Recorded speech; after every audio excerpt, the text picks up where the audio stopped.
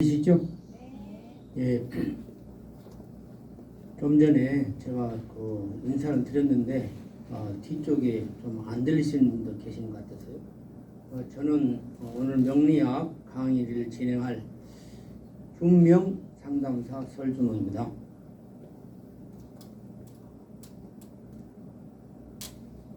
저기 선생님 오케이. 네, 죄송합니다. 오늘 오신 분들 중에서 보니까 처음 듣는 분들도 많이 계신 것 같아요. 한 일부는 지난 몇 번 제가 강의를 했었는데 그때 뵌 분들 같고요. 그래서 오늘 강의는 처음이다라고 생각하고 진행하겠습니다. 기존에 들으신 분들은 나온 얘기 또 나온다 그러지 마시고요. 먼저 저를 간단하게 소개해 올리겠습니다.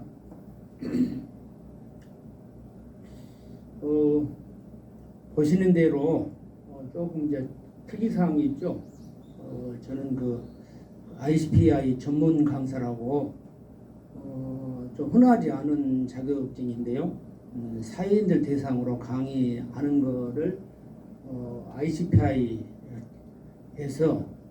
인증을 해준 게 있습니다. 전문 강사. 그리고 이제 우리 지역에 고등학교 졸업했고요. 계속 보면은 이제 연속으로 30일에 친숙한 숫자가 나오죠. 농협중앙회의 공채에 들어가고 보니까 31기였고 또 얼마 전에 농협중앙회에서 목포신안 시군지부 지부장을 했는데 그때 또 31대 지부장이었어요. 그래서 30이라고 참 친한 사람입니다.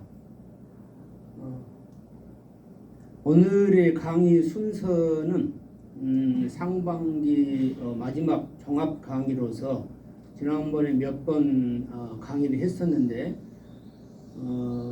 지난 강의 내용에 대해서 반복 학습을 좀 하고 또 새로운 내용들을 좀 추가를 했고요. 그동안에는 제가 이제 말로 설명했던 내용들이 있는데 그거를 조금 자세하게 설명해서 정리를 해놨습니다. 그래서 오늘은 상반기의 마지막 종합 강의다 이렇게 생각하시면 되겠고요. 시간이 짧은 관계로 주로 이제 강의 내용 위주로 진행하고 마지막에 시간이 남으면은 시사 문제를 몇 가지 짚고 넘어가도록 그리 하겠습니다. 자, 첫 번째는 이제 명리학의 정의인데요. 하늘이 내린 목숨과 자연의 이치로서 태어난 연월일시의 간지를 바탕으로 인간의 명운을 예측하는 학문이다. 선천적으로 타고난 명과 살아가면서 변하는 운으로 인간의 미래를 예측하는 학문이다. 자, 여기에서 명운을 예측한다, 미래를 예측한다. 자, 반복되는 말이 있죠. 자, 여기에 밑줄 짝, 예측. 명리학이라고 하는 것은 명운을 예측하고 미래를 예측하는 학문이다. 즉 그래서 다른 건 잊어버려도 되는데 예측하는 학문이구나. 자, 이렇게 생각하시면 되겠습니다. 그래서 이제 명과 운이 좀 더 자세한 내용이 나온 대로 대부분의 지금 여기 모이신 분들이 나 자신을 잘 알고 있다고 생각하는데 사실은 잘 모릅니다. 대부분의 사람들이 본인 자신이 누군지를 잘 몰라요. 그래서 우선 내가 누군지를 알아야 된다. 그게 바로 명이고요. 자, 운이라고 하는 것은 우리가 좀 이따 나옵니다. 명은 좀 더 자세하게. 여기 이제 화투를 안 쳐보신 분들 계실 건데, 그리고 화투를 치면 패가 들어오잖아요. 패가 8장에 들어오고 그 다음에 뒤패가 운이에요. 운. 그래서 속된 말로 인생은 길이다. 운이 좋아야 된다. 이런 얘기를 해보면서 자, 명운을 가겠습니다. 명이라고 하는 것은 사주팔자다 이렇게 얘기할 수가 있는데 기둥주자 4개가 계속 반복되죠. 인생의 4기둥. 기둥이 뭐냐? 연주, 월주, 일주, 시주. 내가 태어난 연, 월, 일, 시. 이거를 4기둥으로 해서 사주라고 한다. 기둥주자를 써서. 그리고 운이라고 하는 것은 운이 이제 여러 가지가 있는데 그 중에서 가장 대표적인 것이 대운이죠. 대운. 큰 대자 써가지고 대운이라고 하는 것은 10년 단위로 변하는 운이다. 이렇게 생각하시면 되겠습니다. 그 외에도 세운이라고 부르는 연운이 있고 또 월운도 있고 일운 그냥 흔히 일진이라고 하죠. 오늘 일진이 좋았네 안 좋았네 일운도 있습니다.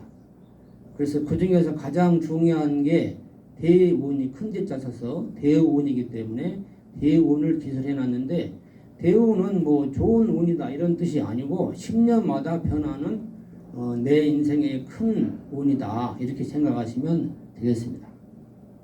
그래서 이제 생년을 시로 보는 게 먼저 명. 좀 전에 나왔죠. 후에마이 내가 누구인가.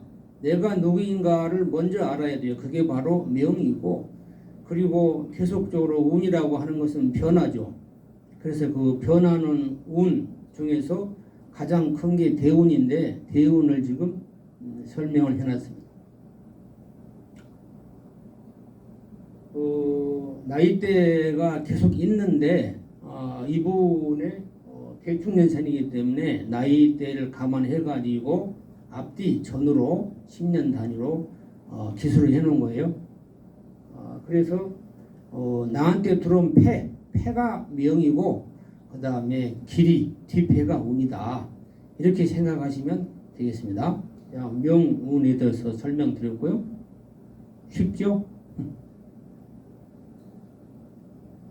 여기 지금 지금 예시로 해놓은 것은 제가 이제 상반기 때 실전 사주를 할 때 했던 분인데 예시로 간단하게 소개를 해놨습니다.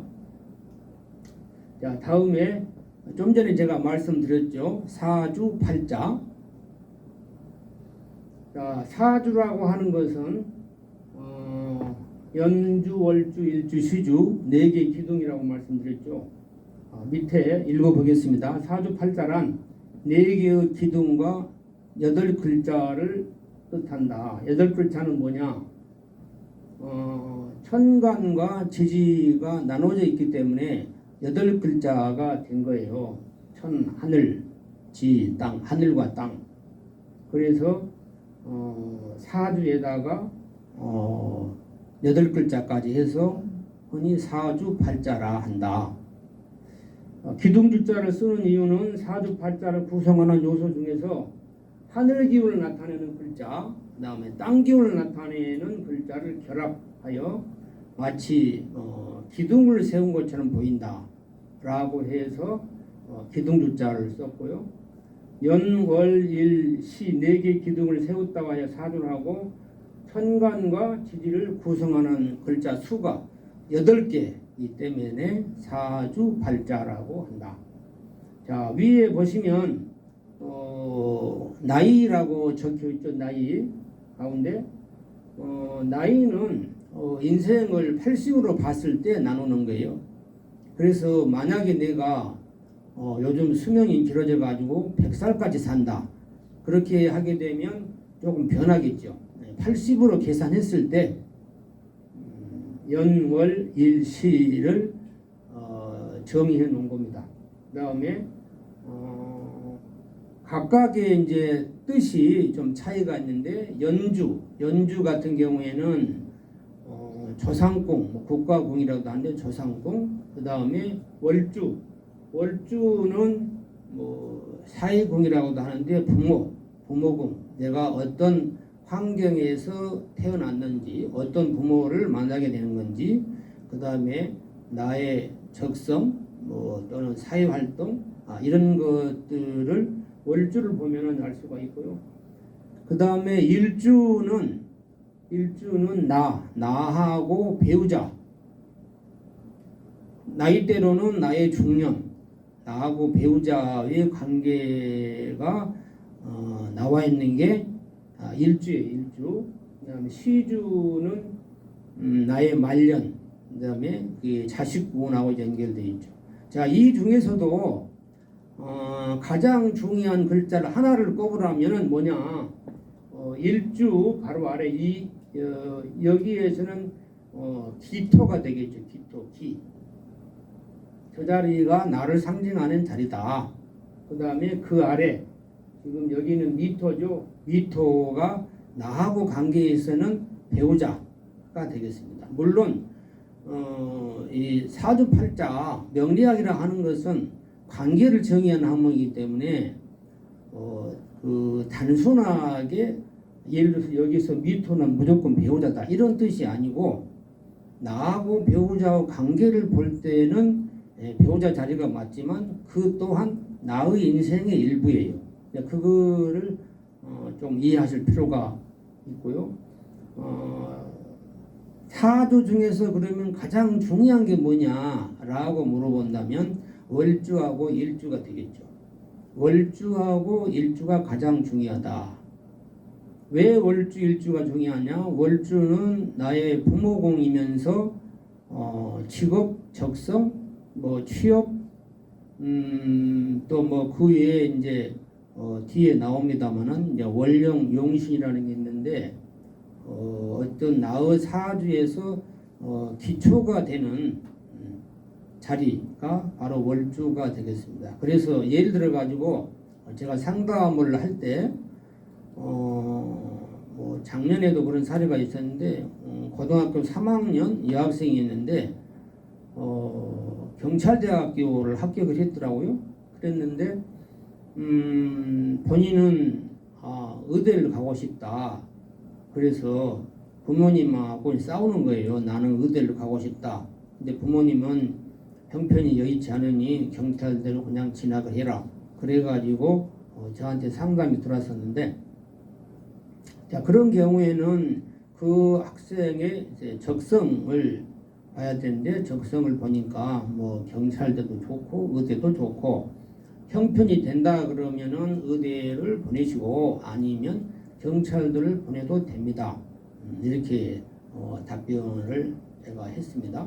양쪽 다 적성이 있으니까 이렇듯이 뭐 미래에 장래 내가 뭘 할 것인가 이런 거 보려고 그러면은 월주를 중심으로 이해를 해야 되고, 그 다음에 내가 이제 뭐 결혼을 해야 된다라고 한다면은 중요한 게 뭐냐, 언제 결혼하냐, 이거는 월주를 봐야 되겠지만 서로의 궁합을 본다거나 이럴 때는 일주가 가장 중요하죠. 현대 명리학에서 이제 그 구명리학은 좀 다릅니다만은 그 부분은 나중에 설명을 해드릴게요. 아무튼 궁합을 볼 때는 일주가 가장 중요하다라는 것입니다. 그래서 사주 중에서도 월주하고 일주가 가장 중요하다. 또 이제 뭐 연세가 좀 되신 분들, 내 인생이 뭐 한 60, 70대 정도 지났다 이런 분들은 시주도 중요하겠죠. 본인의 자식이라든지 노년운이라든지 그런 걸 봐야 되니까. 하지만 가장 중요한 건 월주하고 일주다. 이렇게 말씀드리고요. 다음에 이제 음향우행을 보겠습니다. 음향우행. 제가 그 강의하면서 여러 번 말씀드렸는데 세부적으로 좀 정의를 해놓은 거예요. 자, 음양, 뭐 양음, 양, 양음 이거는 순서가 없습니다. 음양, 양음, 음양우행, 음양이 있고 오행이라고 있는데, 자, 여기에서 보시면은 왜 명리학이 학문이냐라고 하는 것이 이해가 되실 겁니다. 자, 음양론을 보시면은 양이라고 하는 것은 기를 말하고 음은 지를 뜻한다. 뭐 양은 뭐 햇볕, 빛을 뜻하는 거고, 기는 흰 기자하고 음은 그늘음자하고 질은 뭐 바탕질, 근본질 이런 뜻입니다. 자, 기는 가볍고 형체가 없고 노출되고 활동적이고 적극적이고, 자, 질은 무겁고 형체가 있고 감춰져 있으며 정적이고 소극적이다. 기는 지를 만남으로써, 기지라는 말을 많이 쓰죠. 성격 파악을 할 때 기는 지를 만남으로써 생명력을 얻고 질은 기를 얻음으로써 호흡하여 활동할 수 있으니 음과 양과 음은 서로 불가분의 관계에 있다. 사주에서 음양의 조화, 오행을 분석하여 부족한 기운을 보강을 해야 편파되지 않고 골고루 균형을 이루며 안정과 행복 발전을 기대할 수 있다. 자, 음양과 구분은 예시로 해놨습니다. 위쪽이 음이고 아래가 이제 양인데요. 제 끝에 보시면 정적인 것은 음이고 동적인 것은 양. 그리고 뭐 성별 구분하면 여자가 남자가 양 이렇게 되겠습니다. 그래서 음양 오행이라는 살펴봤고요. 자, 그 중에서 음양 중에서 이제 오행이 있는데 오행에는 목화토 금수가 있어요. 목화토 금수. 자, 색깔을 다르게 해놨죠.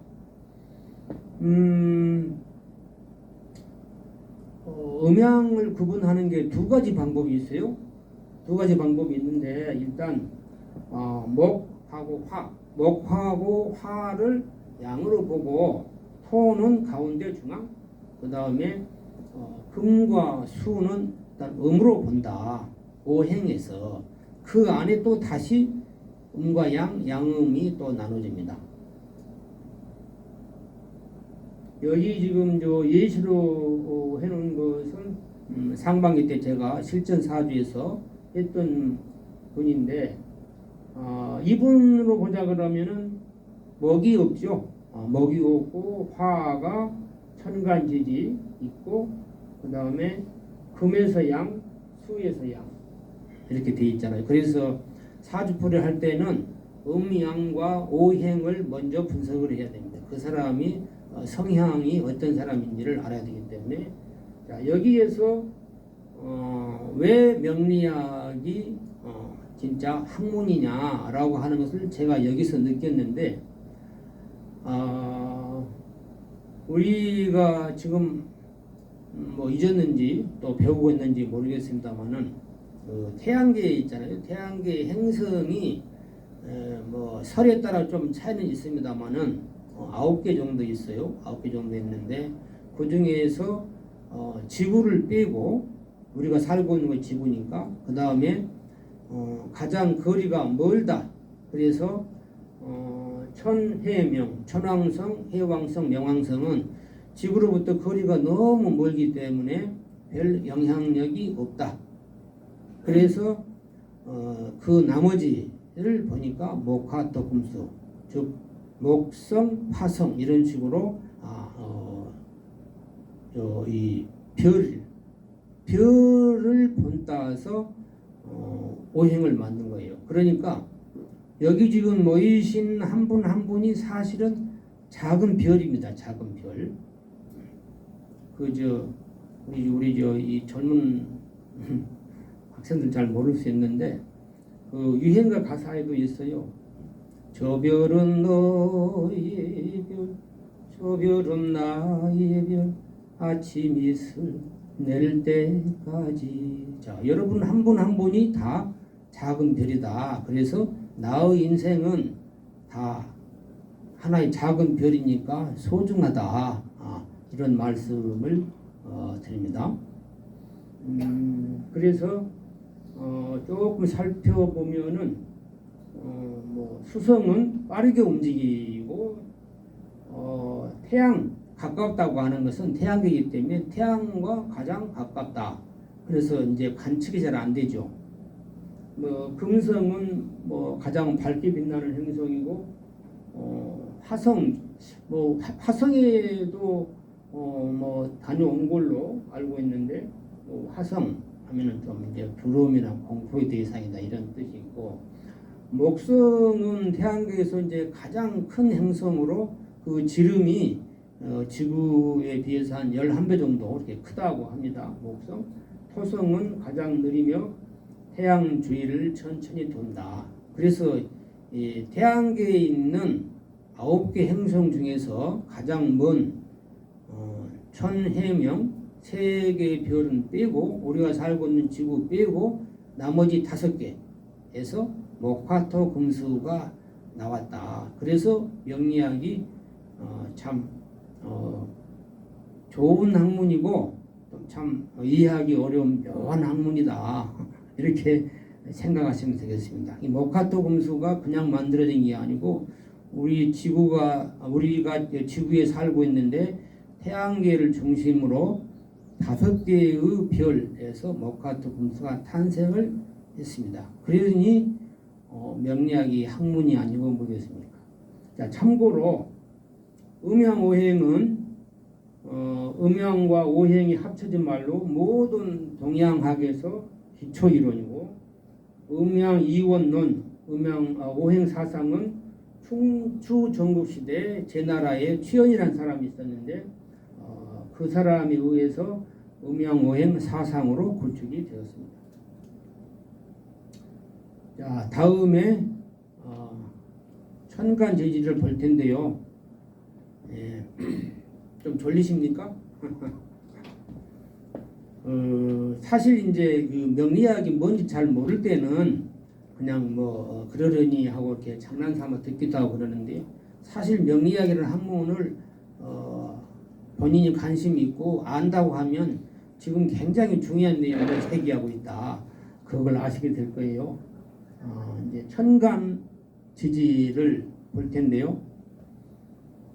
이제 목화토금수에서 양운까지 얘기했죠. 그 중에서 이제 천간에 보면 10간 12지라고 하는데 천간은 10개, 즉 양과 음으로 나눠져 있기 때문에 오행 5개잖아요. 그 양음이 있기 때문에 10개가 된 거예요. 그래서 천간은 10간이 되고 지지는 아마 많이 아실 거예요. 우리가 얘기하는 흔히 그 띠, 내가 무슨 띠다. 그 띠를 얘기할 때 지지에서 나온 거거든요. 여기도 마찬가지로 음양, 양음이 있고 천간은 10개인데 지지는 12개예요. 그래서 가운데 토를 보면 다른 데는 다 2개씩인데 토는 4개거든요. 그 점이 좀 다르다. 그 다음에 색깔이 써졌죠. 청, 적, 황, 백, 흑. 여기 금은 원래 백색인데 백색으로 써놓은 글자가 아무것도 안 보여요. 그래서 그냥 흑색으로 한 상태에서 살짝 기울여 놨습니다. 구분하기 위해서. 그렇게 백색으로 이해하시면 되고 방향도 그렇고 그 다음에 여기 지금 이제 지금 임묘진, 사오미, 신유술, 해자축 있잖아요. 이 부분을 사실 이제 명리학 공부를 하시려면 좀 아셔야 되는데 이 부분이 좀 중요한 내용인데 많이 좀 주무시는 것 같네요. 지금 식사하고 바로 강의하기 때문에 좀 졸리죠? 잠깐 심호흡 좀 하고 한 30초만 쉬었다 진행할게요. 저쪽에 좀 심호흡 좀 하시고 기지개도 좀 피시고 그렇게 해주세요.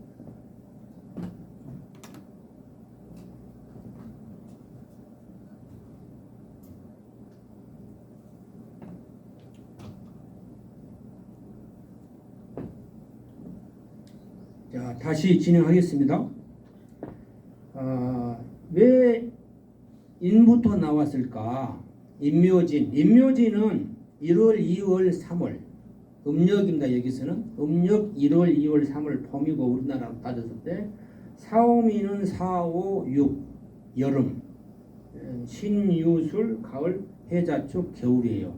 근데 아래 보시면 시간이 있잖아요. 시간을 계산할 때는 0시부터 세니까 자축부터 세요. 그리고 자축이며 진사오미 신유술에 시간을 따질 때는 그 다음에 계절 그래서 우리가 1년이 12달까지 있잖아요. 12달 12를 따질 때는 연구도 하고 계절을 따질 때는 인부터 한다. 그래서 가운데 보면은 지금 노란색으로 되어 있는 게 있잖아요.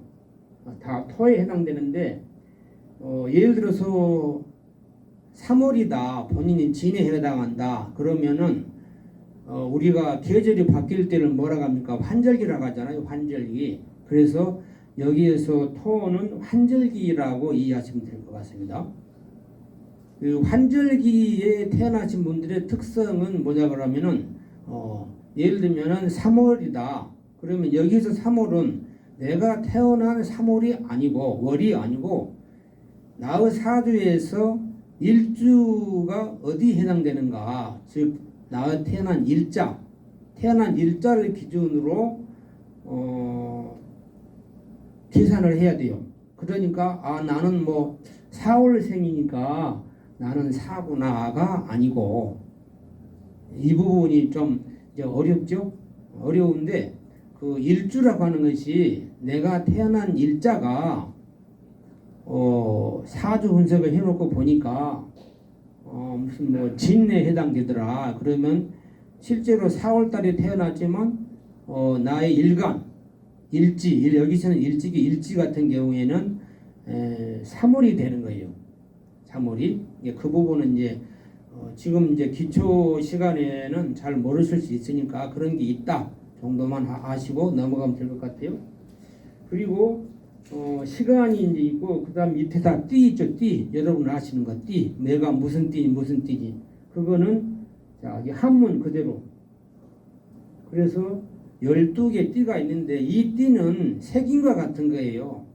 이 띠를 내가 정하는 것은 무슨 의미가 있는 게 아니다. 좀 재밌게 하기 위해 가지고 금년도가 병원년이잖아요. 병원년. 그러니까 말띠인데 천간지지가 병화고화. 그래서 천간지지가 화기 때문에 뭐 붉은 말이다 이렇게 얘기를 합니다. 재밌으라고. 그러나 실제로는 말과는 특별한 연관이 있는 것은 아니다.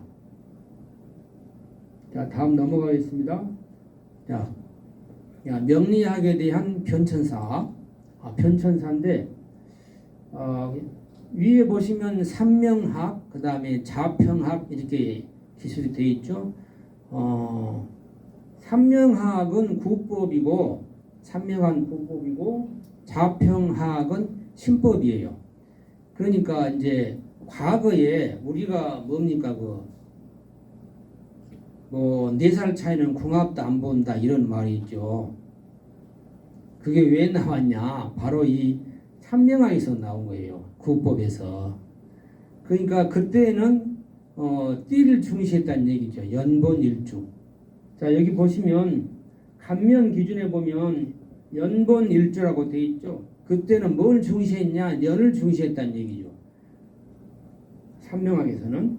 근데 현재의 자평명리학에서는 연도 참고로 보지만 연본일주가 아니고 제가 아까 설명을 드렸죠. 일 중심으로 본다. 일간 중심으로, 나를 중심으로. 그 점이 차이가 있어요. 그래서 이제 명리학이라고는 학문이 처음부터 지금처럼 이렇게 발전한 것이 아니고 점진적으로 발전해 온 것이죠. 자, 중요한 내용을 설명드렸고요. 삼명학 국법인 삼명학은 중국의 춘추 전국시대고 좀 전에 제가 목화토 금수 설명드렸는데 지름이 가장 큰 행성이 목성이라고 했잖아요. 그 목성을 중심으로 했었고 연을 중심으로 하는 연본일주, 핵심 이론은 나분 오행, 그 다음에 신살. 우리가 무슨 살했죠? 무슨 도화살이니 역마살이니 화개살이니 이런 살 있잖아요. 그런 살들을 중시했다. 삼명학에서는. 그리고 연간인 녹과 연지명, 그 다음에 그 사이에 우리 몸이 있는 걸로 이렇게 설명을 했었는데, 현재의 자평명리학에서는 송나라 말기 이후에 나왔고, 좀 전에 설명드렸죠. 태양계, 태양 중심이다. 그 다음에 연이 아니고 연본일주가 아니고 일간을 이루다. 그리고 여기 좀 중요한 내용이 이때 이제 이론으로 발전했는데 원령을 중시했어. 원령을 중시하고 천간에서는 생극제화, 생극제화는 상생상극, 그 다음에 제압, 합화 이런 뜻입니다. 생급제와 지지에서는 형충회합, 지지에서는 형충회합. 그 다음에 신살은 경시, 좀 가볍게 본다. 그래서 간지라고 하는 것은 동이족이 제가 뭐 지금 역사 강의 시간이 아니니까 길게 얘기할 수는 없지만 우리 선조라고 생각하시면 되겠습니다. 동이족이 건국한 상나라의 갑골 문자에서 기인했고 춘추 전국 시대에 음양 오행이 합쳐져서 동양 사상의 근간이 되었고, 그 다음에 우리나라에서는 조선 시대 조선 건국한 태조 이성계가 건국한 조선 시대 1392년인데 이때 음양과가 과거시의 위험에 반영이 됐다. 원령은 이게 중요한 내용인데요. 격국이나 용신, 대운 해석의 출발점이다. 이 내용은 좀 어렵기 때문에 격국이나 용신, 대운 해석의 출발점이 된다. 이 정도만 이해하시면 될 것 같아요. 원령 용신은 타고난 재능, 잠재력을 보여주는 핵심 지표가 되겠습니다.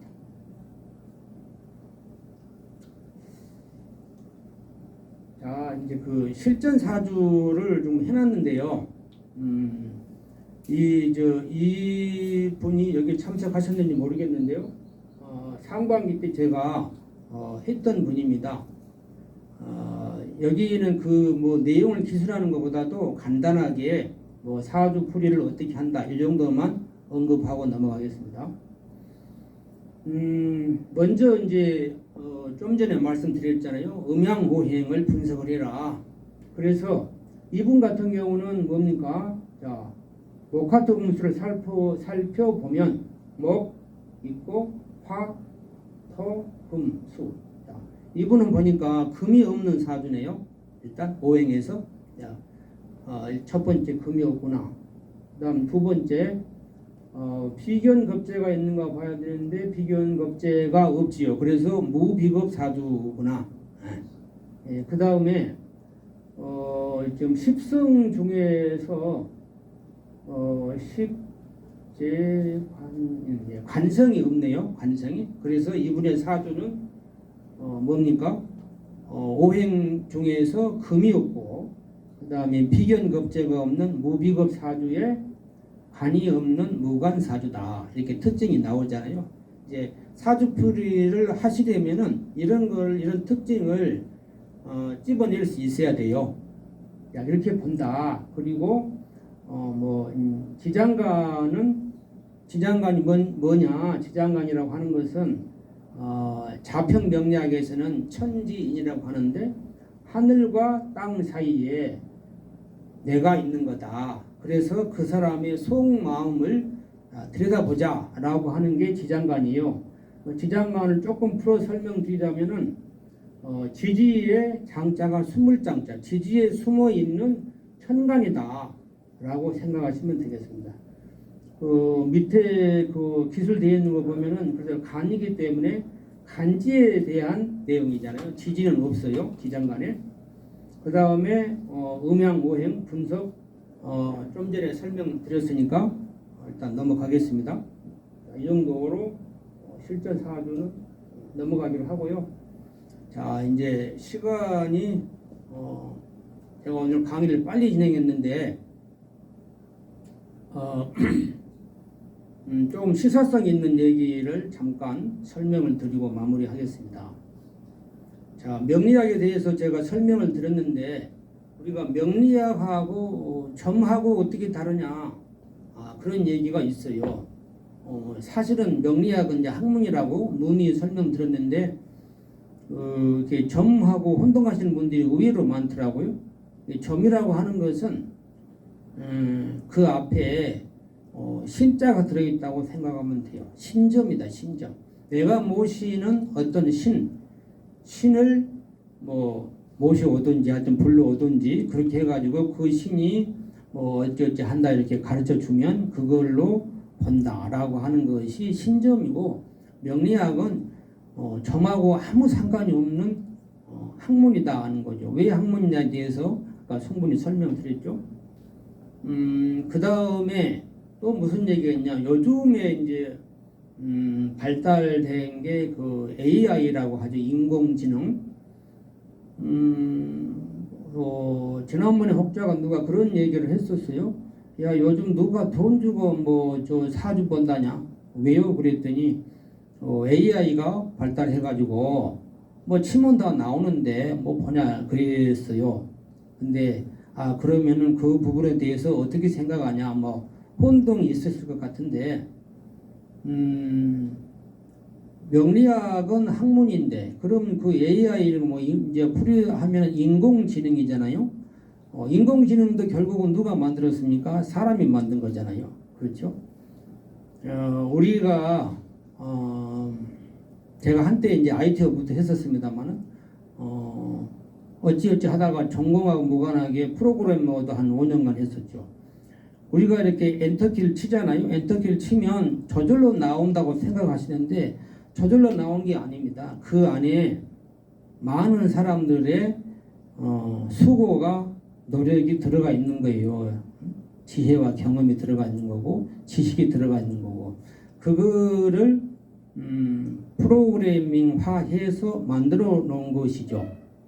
AI라고 하는 것도 그거하고 유사하다. 물론 그냥 단순한 것보다는 좀 이제 버전이 많이 업됐죠. 그래가지고 지금 저도 해봤는데 해보면 나오긴 나옵니다. 나오긴 나오는데 그것은 예를 들어가지고 도화스탈 이렇게 검색을 해보세요. 그러면 도화스탈에 모이고 어쩌고 쭉 나와요. 근데 사람이 판단해야 될 건 뭡니까? 명리학에서 중요한 건 관계라고 했잖아요. 관계.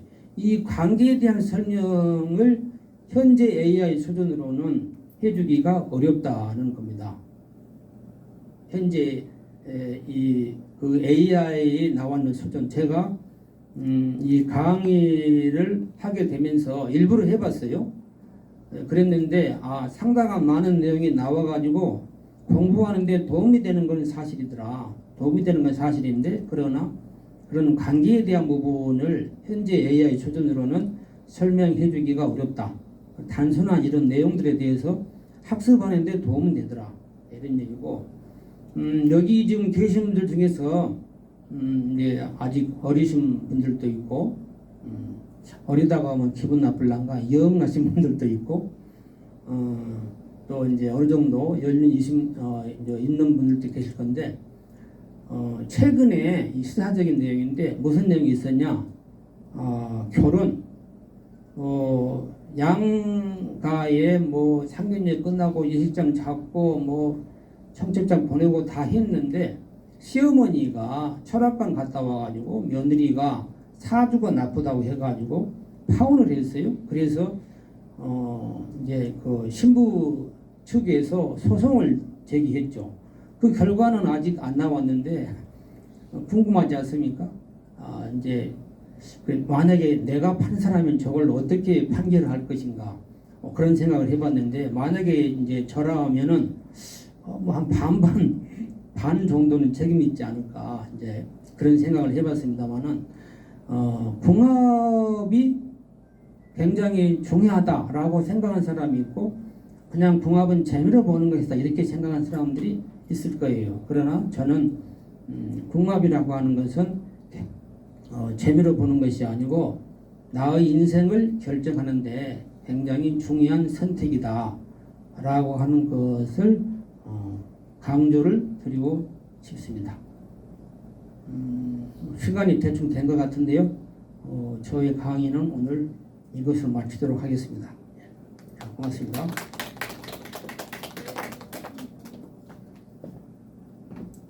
네, 수고하셨습니다. 이해가 좀 되셨나요? 이해가 안 되셔도 지금 입문 과정이기 때문에 질문사항 있으시면 질문하셔도 됩니다. 중간에 주무셔가지고 질문이 없죠? 네, 그러면 다음 바로 김숙자 선생님의 강의로 넘어가겠습니다. 준비하시고요.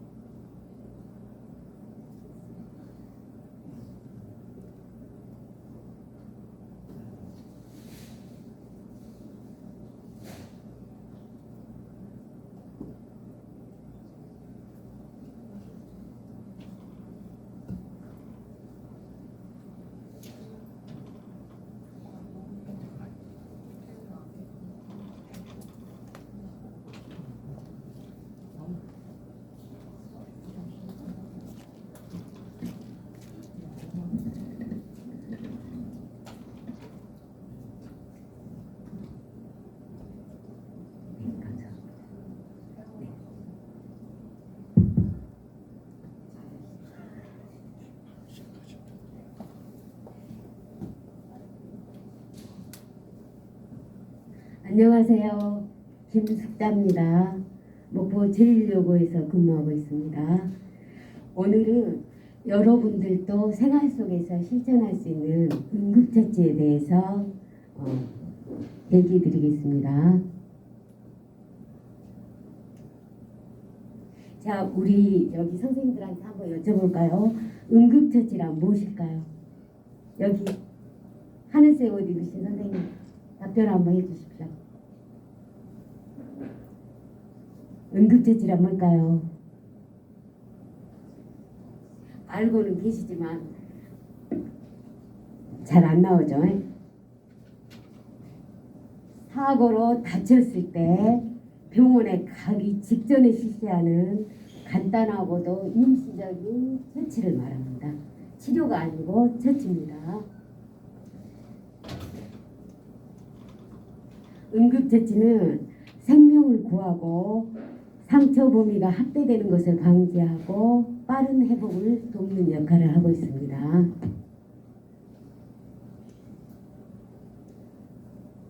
자, 여러분들이 흔히 예상이라고 알고 있는 상처에 대해서 알아보겠습니다.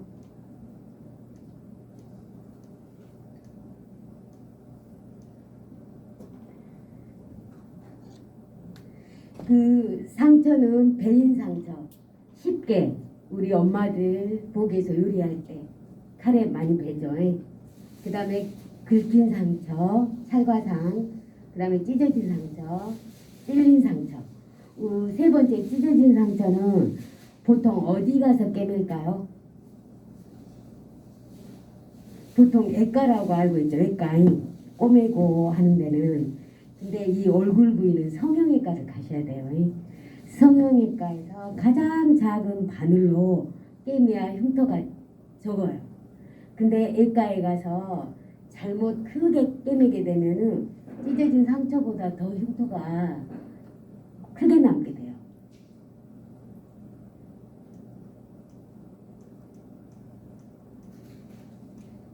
상처가 났을 때 응급처치 순서입니다. 한번 눈으로 읽어주세요. 자, 넘기겠습니다. 우리가 상처 났을 때 주의해야 할 점은 가벼운 상처는 사실은 소독할 필요가 없어요. 보통은 자연 치유가 되죠. 근데 상처가 크게 났을 때, 깊은 상처, 또 더러운 상처, 이런 경우는 이제 병원에 가서 파상풍 주사와 함께 치료를 해야 되죠. 그 다음에 자외선 노출을 주의하고 피가 많이 나는 경우는 꺼즈로 지혈하는 경우예요. 그 다음에 화상. 자, 우리가 피부는 표피, 진피, 피하지방 이렇게 세 부류가 있죠. 자, 1도는 표피, 가장 겉피부만 화상을 입었을 경우, 그 다음에 2도는 진피까지, 3도는 진피 아래까지,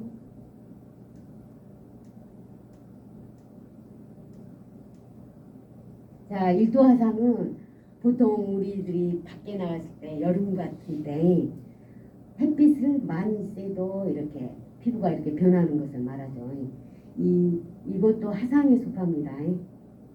1도 화상, 그 다음에 2도 화상.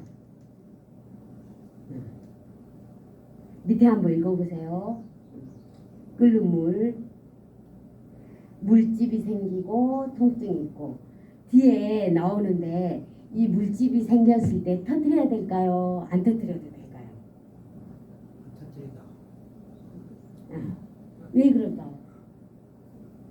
터뜨리면은 세균 감염의 우려가 있기 때문에 병원에서 멸균 상태가 아닌 경우는 멸균 상태의 경우는 터뜨려도 되지만 집에서는 절대로 터뜨리면 안 됩니다.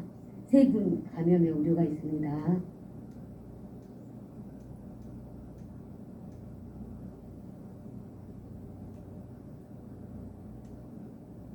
연결도 그렇네요.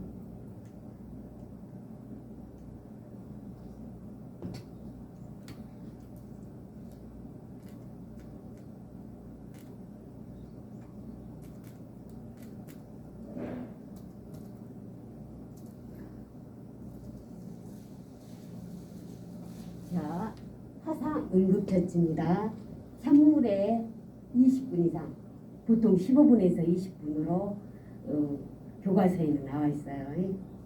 그 다음에 열이 식은 후에 화상 연고를 바르고 살균 꺼즈로 보호해 주죠.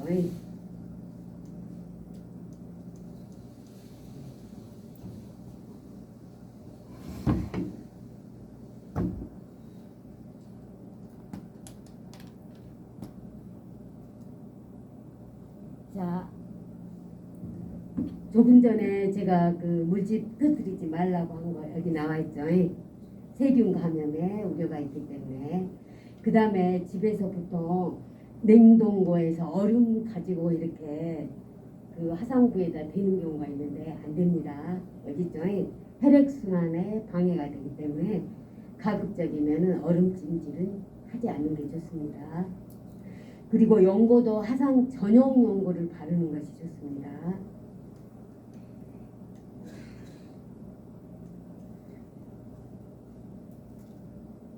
자, 그 다음에 눈에 이물질이 들어갔을 때요. 잠깐 앉겠습니다. 눈에 이물질이 들어갔을 때는 응급처치하는 법입니다. 손으로 비비지 않죠. 비비게 되면은 이물질이 더 안쪽으로 들어가서 응급처치하기가 쉽지 않습니다. 그래서 절대로 비비지 않습니다. 그 다음에 식용수로 씻어준다. 수건으로 양눈을 가리고 안과에 간다.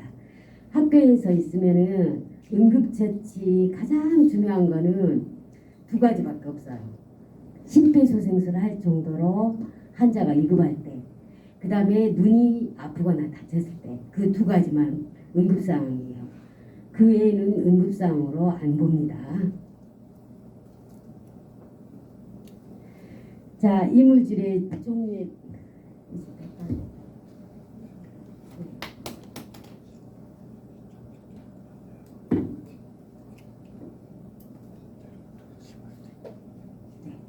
감사합니다. 눈에 이물질의 종류로는 우리 우리가 과학 시간에 보통 학생들이 약품을 만지다가 눈에 띄었을 때 이럴 때는 흐르는 물에 씻고 그 다음에 모래 먼지가 들어갔을 때는 눈을 깜빡이거나 시검수나 물에 적신 면봉으로 이물질을 제거합니다. 이것도 역시 비비면 안 됩니다. 비비면 더 안쪽으로 들어가서 응급처치하기가 쉽지 않습니다. 그 다음에 유리 날카로운 것이 바뀌면은 물로 씻지 말고 종이컵으로 눈을 가리고 안가에 갑니다. 그 다음에 뜨거운 것이 튀었을 때 눈을 뜬 채로 찬물에 얼굴을 담굽니다. 보통 세숫대에다 물 받아놓고 얼굴을 담그게 됩니다.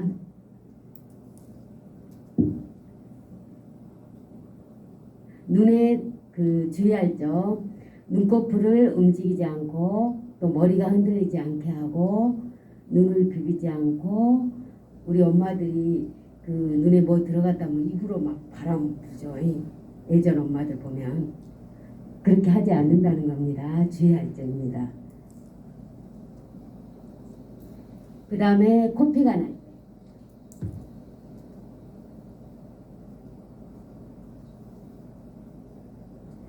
자, 우리 예전에 코피가 나면 이렇게 고개를 들어가죠.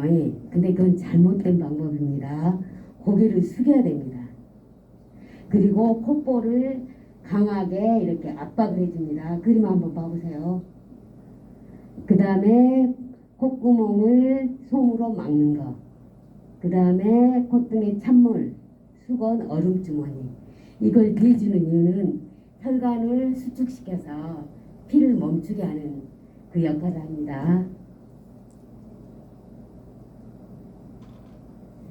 자, 아까 코 지워주라고 할 때 코뼈가 끝나는 부분을 눌러주는데 보통 정상인 경우는 2분에서 3분만 눌러줘도 지혈이 됩니다.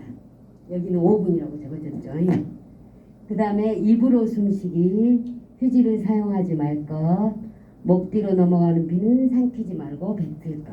이것이 코피 났을 때 주의사항입니다.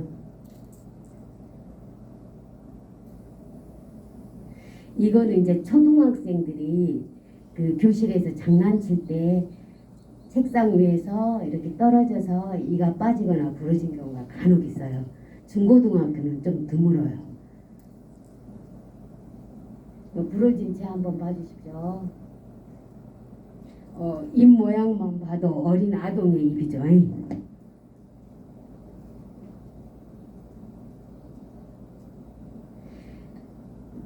이제 치아가 깨지거나 빠졌을 때 흐르는 물에 또는 식염수에 쉰다. 보통은 학교에서는 우유에 넣어가지고 바로 병원 가는 경우가 많습니다.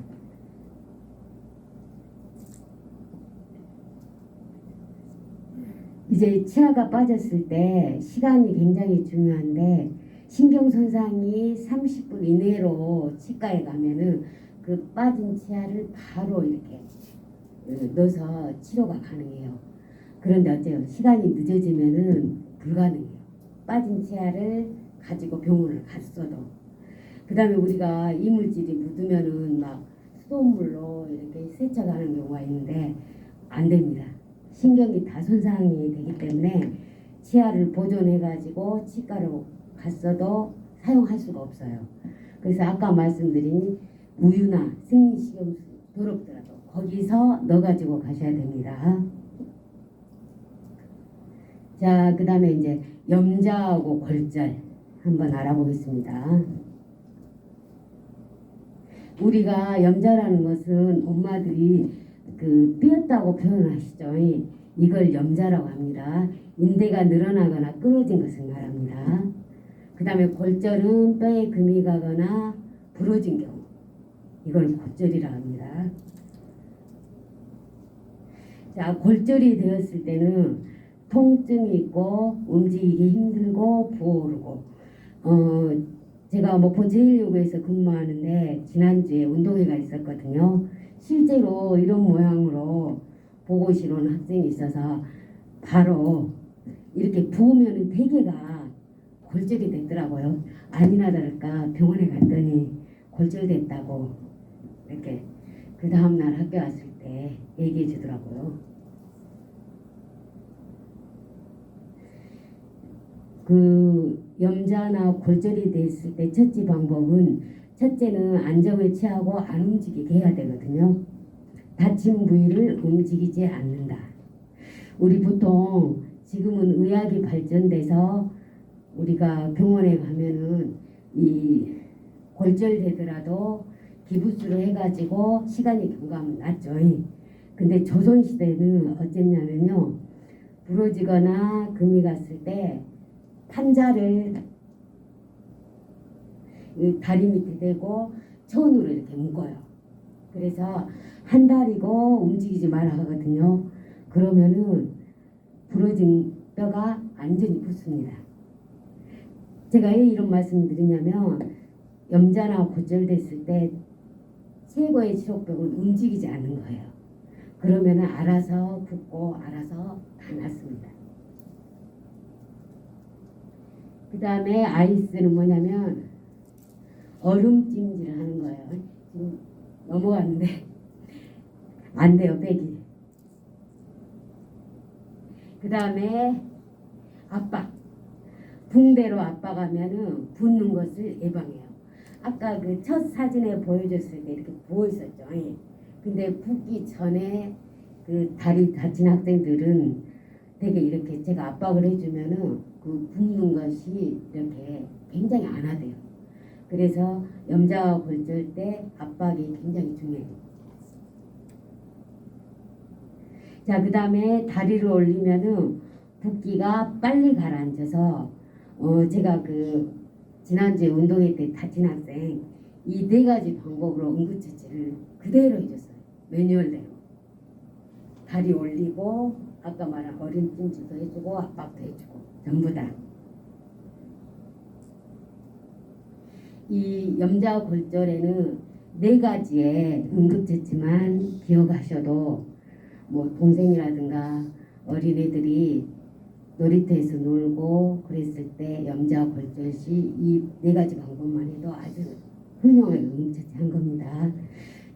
그 우리 선생님들 혹시 응급처치에 대해서 질문 있으실까요?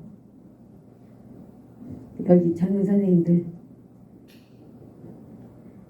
제가 제 뒤로 그 강의할 선생님이 있다고 들었거든요. 그래서 최대한 빨리 끝냈습니다. 네, 이상 마치겠습니다. 수고하셨습니다. 감사합니다.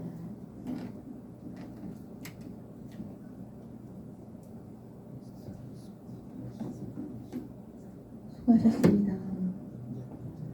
시간이 길었었는데 질문 사항 있으시면 질문해 주세요.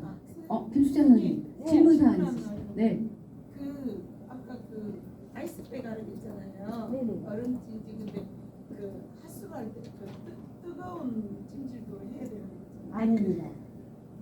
찜 24시간에 다친 경우는 아이스팩입니다. 그냥. 네네.